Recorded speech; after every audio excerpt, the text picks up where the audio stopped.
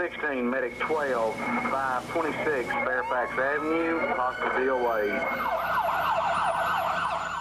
It's 3:30 p.m. and Medic 12 races across town to a patient possibly DOA, dead on arrival. While paramedics battle downtown traffic, all across the city, Metro ambulances are dispatched on calls for help. I-40 at Church Street, MVA backup.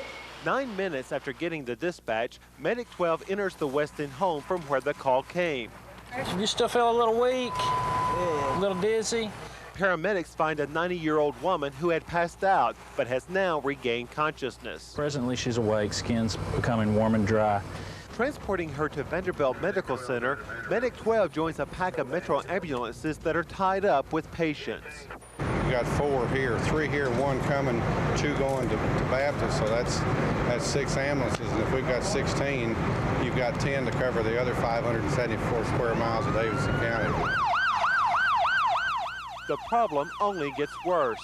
Within minutes, only 6 ambulances are left to cover the entire city. I remember that going through my mind, well, it's going to be a while before the ambulance gets me loaded. John Patty knows the problem firsthand. The 79-year-old heart and lung patient suffered an attack last month that left him struggling to breathe, his heart almost failing. But the ambulance based at Bellevue Station 37 near Patty's home was already out on another emergency. So Medic 18 was dispatched all the way from downtown, a trip the fire department says took 25 minutes. I'm sorry, I don't want to dispute their word, but I would say 45 minutes, and my son says longer than that. It is scary when you know you're not going into the emergency room right away, and you know you definitely need to be there. Officially, the fire department says it has an average ambulance response time of about 6 minutes. But some paramedics say that's deceiving because they make a lot of quick 1 and 2 minute calls to pick up winos on downtown streets. You and I may have to wait longer. In fact, the American Ambulance Association recommends that on 90% of all calls, the ambulance should be on the scene within 8 minutes after dispatchers take your call for help. But the way Metro measures it, only about 80% of its ambulances are there within 8 minutes of getting the dispatch.